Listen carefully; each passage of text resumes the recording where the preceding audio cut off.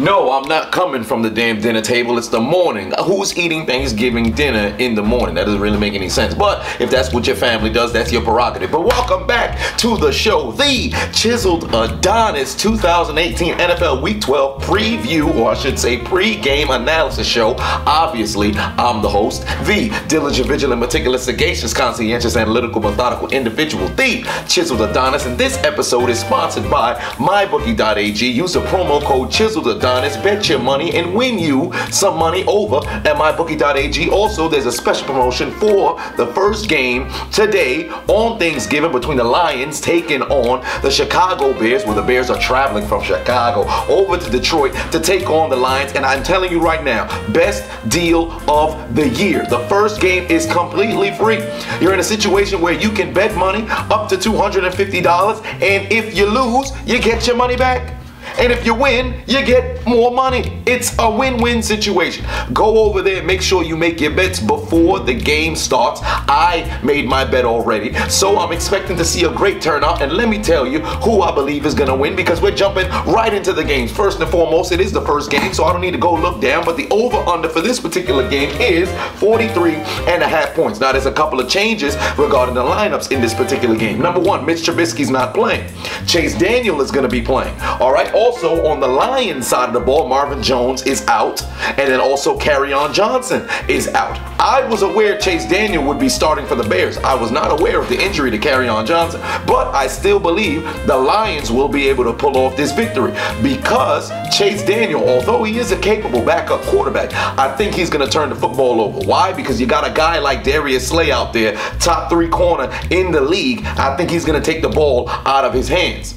We already know Chicago on the ground hasn't been running the football the same way they have the past 2 years. Jordan Howard is yet to have a 100-yard game. Granted, now Mitch Trubisky not being in the lineup and you don't see him scramble out to the outside and possibly run for the first down, you might see a situation where Detroit is going to, well, I shouldn't say Detroit, but where Chicago is going to come out here and try to hand the ball off to him and start to get him going. Because they've been using Tariq Cohen as a kind of a flex sort of option where they got him dumping off to him and a bunch of screens sort of situations. So we'll see how things play out, how Chicago comes out offensively. But you already know that defense is something to be reckoned with.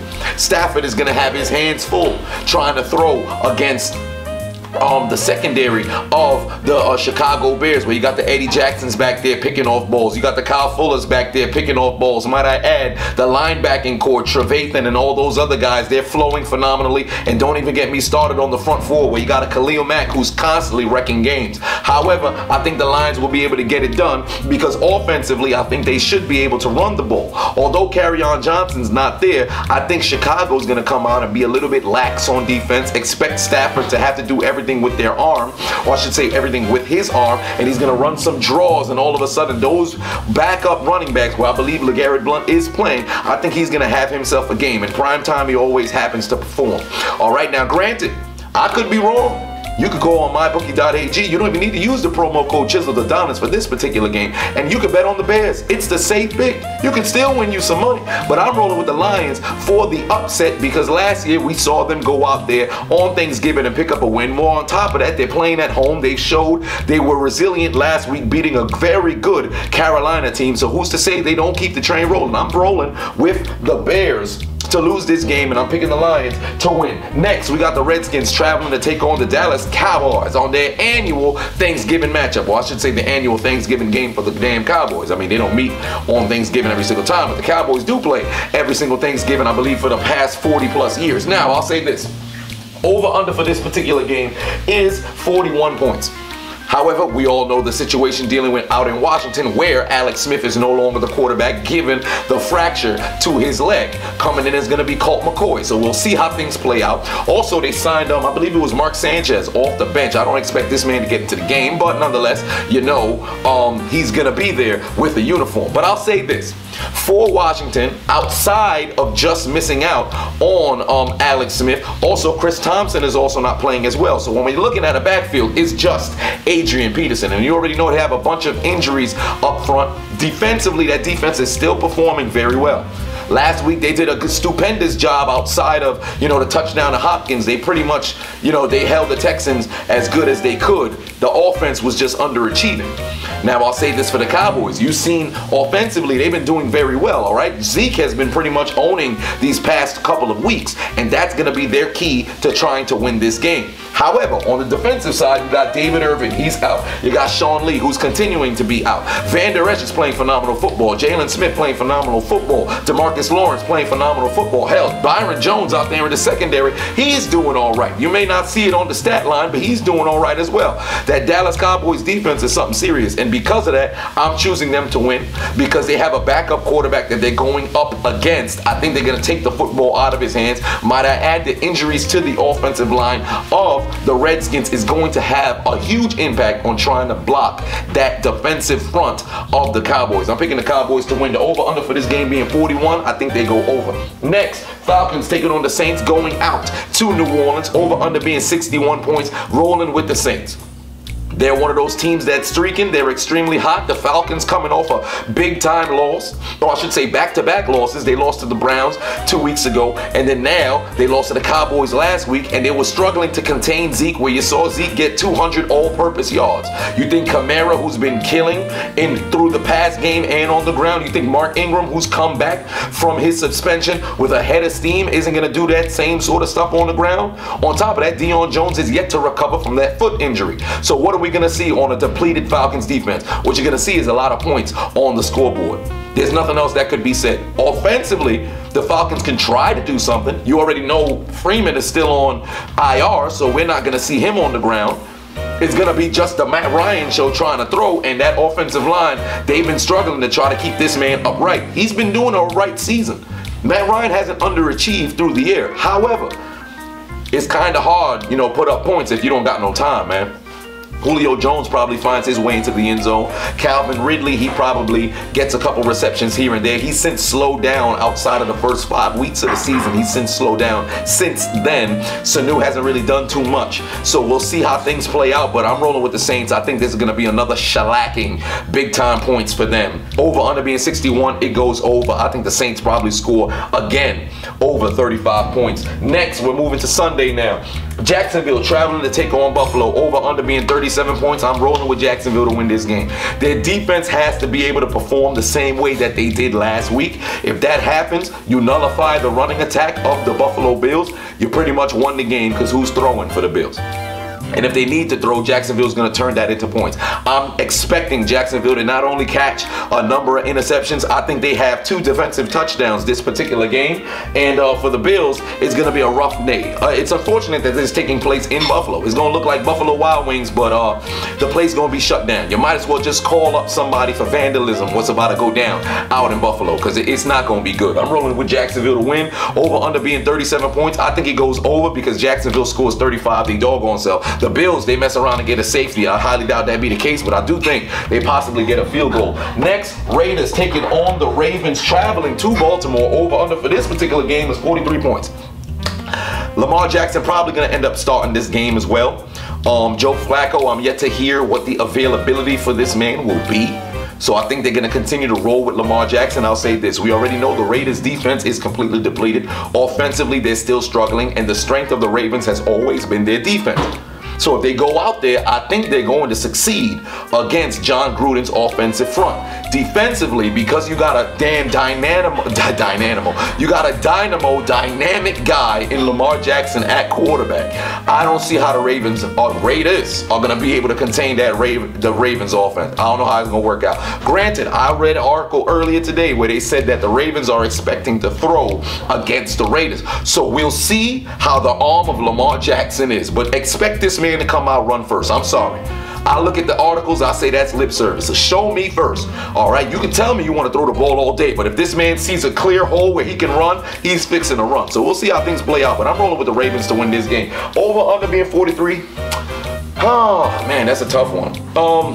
I think I'm going to go with the over. I want to say, you know, defensively, the Ravens going to go out there and get a couple stops, score a couple of times, and, you know, hold it underneath. I think the Raiders probably get some surprise touchdowns here and there. Maybe Lamar Jackson throws one to them and they end up returning it for a touchdown. So we'll see how it play out. But the Ravens are winning this game.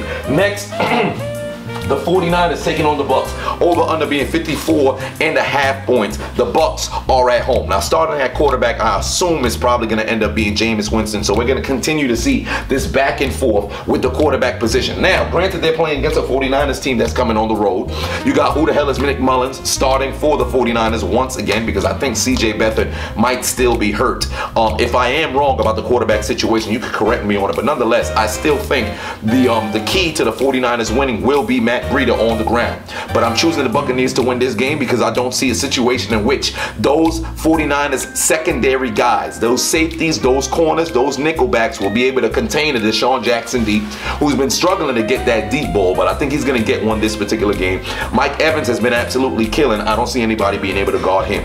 O.J. Howard may be gone for, I believe it might just end up being the rest of the season. But I think they have a capable backup tight end that should be able to get things done. I believe Cameron Brake is still activated. If I am wrong, whatever the case is, maybe he'll be able to dump it off to Peyton Barber, and that'll be his substitute for his safety blanket. But I'm rolling with the Buccaneers to win this particular game because I think the 49ers traveling on the road, I don't think they're going to succeed playing that brand of football down in Tampa. Unfortunately, if it comes down to a field goal, you already know what university Raymond James Stadium happened to be in. That's Nick Folk University. So I expect to see some missed field goals this particular game. But I'm picking the Buccaneers to win. Over under being 54 points. I'm going with the under for this particular game. But if you don't believe me, or you say, hey, you're wrong, I'm a Bucs fan, I think we're going to score 87 points, go to MyBookie.ag, use a promo code Chiseled Adonis, bet on it, and you can win you some money. Now this one isn't one of those situations where you got that safety blanket of, hey, if I bet my money, I'm going to get it back. Oh, no. Oh, no. That's only for the first game.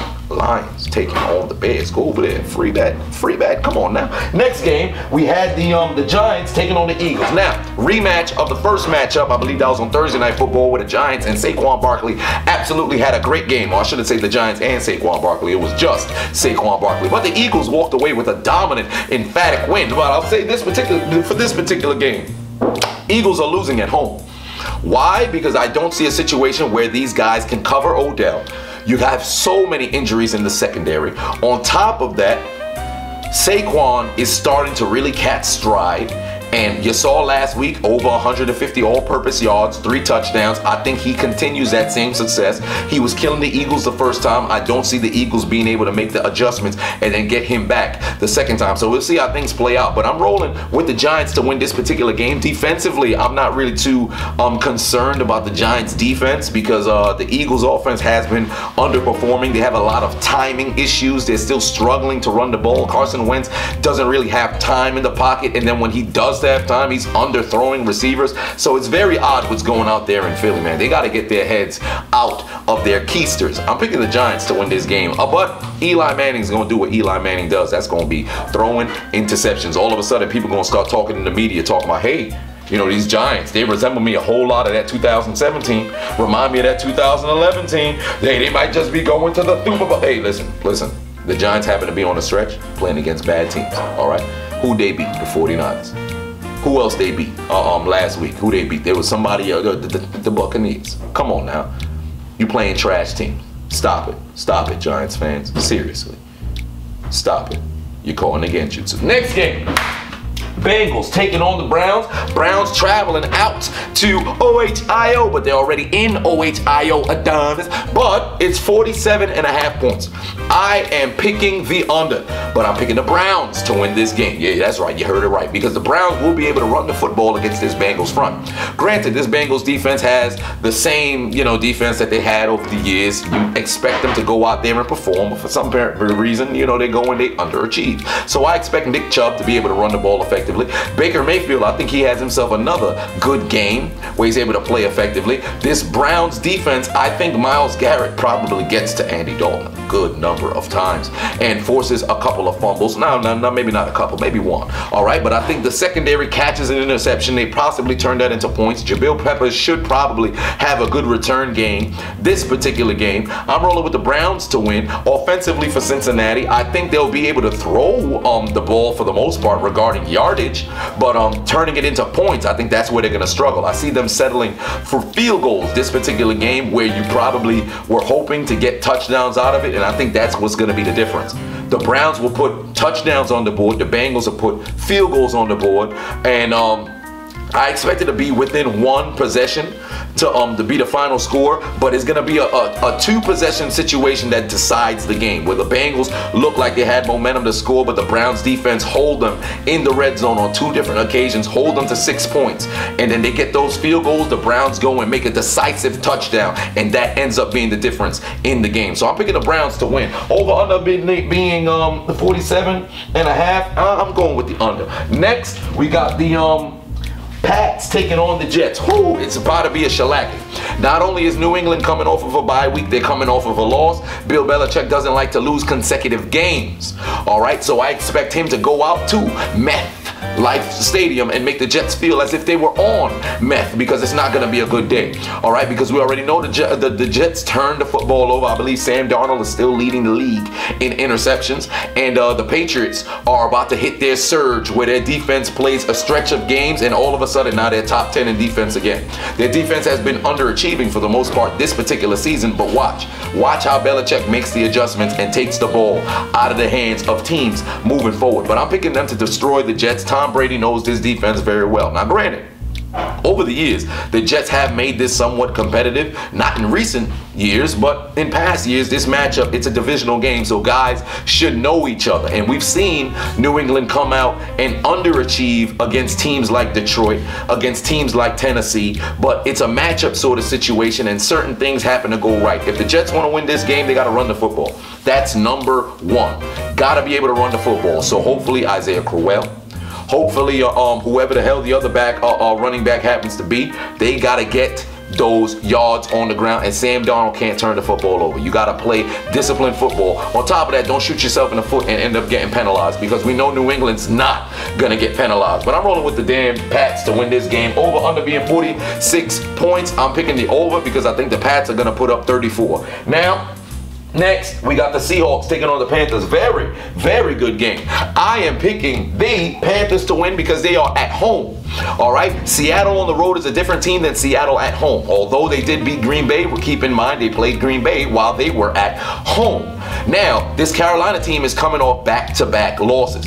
Very tough loss to Pittsburgh, and then a close loss, decision loss against the Lions. Now, I expect them to come out here and have themselves an exceptional game against the Seattle front. I think Cam Newton's going to continue to be efficient through the air. I think he connects with a DJ Moore, who's come off the bus. Only other player to come off the bus with Cam last week. I think Christian McCaffrey gets back on track. Greg Olsen gets into the end zone, so you get to hear the 7th floor crew in the commentary as well. Defensively for Seattle, I expect them to come out in the same high intensity that they had last game, but I don't think they perform as well. Offensively, Russell Wilson's going to do what he does, because this Panthers defense is nothing to be feared. However, I don't think it's going to be enough to beat that team. I think it's going to be similar to what happened when they played against the Rams. It's going to come down to the final possession. Russell Wilson's not going to make the right read. All of a sudden, bam, game done. I'm rolling with the Panthers to win this game. Over under being 47.5 points. I think it goes over. Next,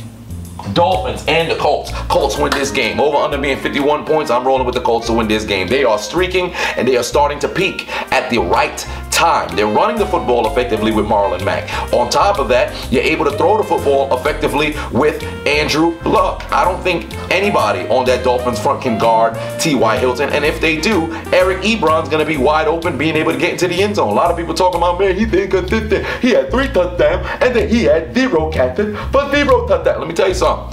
Everybody gonna eat, so everybody got to eat. He got to eat the week before. This particular week, he ain't get to eat. It's Thanksgiving. It's time that he gets to eat. Eric Ebron has himself a good day. Now, I'm expecting the defense of the Colts to be able to get after whoever the hell's starting at quarterback for the Dolphins. I'm not sure if Brock Osweiler is still going to be starting, or Ryan Tannehill's coming back from injury. Whatever it is, they're about to have a very long day. I'm rolling with the Colts to win this game. On top of that, I believe Andrew Luck will not get sacked. Colts win this game. Over under 51 points. I think this one's going to be a lower scoring affair. I don't think they're going to get to 51 points. I'm feeling like a 24-20 to 21 sort of game. So we'll see how things play out. But next, I got the Chargers taking on the Cardinals. Chargers win this game. They're playing at home. They're getting back on track. Over under being 44.5 points. Going with the over because the Chargers will score 30 points. Melvin Gordon, he's going to have himself a good game.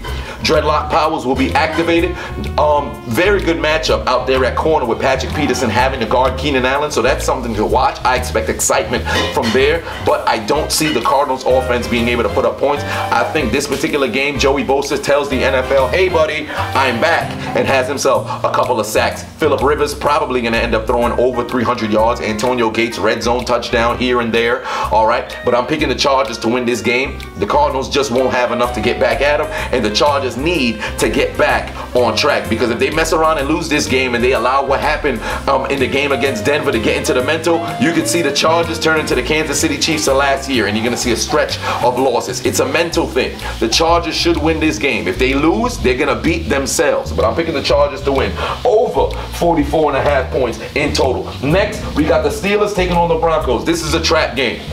It's out there in Mile High. The Pittsburgh Steelers got to make sure they keep their mental correct. You can't come in after coming back from 16-0 against Jacksonville and expect this game, oh, we're playing against a 4-16. The Denver Broncos are better than what their record represents. All right, on top of that, playing in Denver is always tough. The altitude in the air, it's very tough. All right, you got people who are battle-tested out there, like a Chris Harris, like somebody like who's a game wrecker in Von Miller. Might I add, the right tackle for the Pittsburgh Steelers in Marcus Gilbert might be out this game again.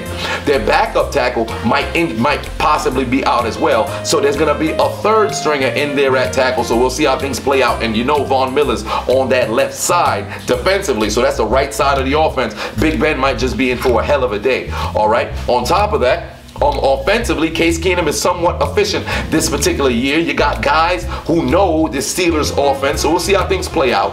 But I'm picking the Pittsburgh Steelers to win this game. I expect James Conner to get back on track, because you can run the football against the Denver Broncos, and that's what's going to happen, because if they can run the football effectively, this game is over.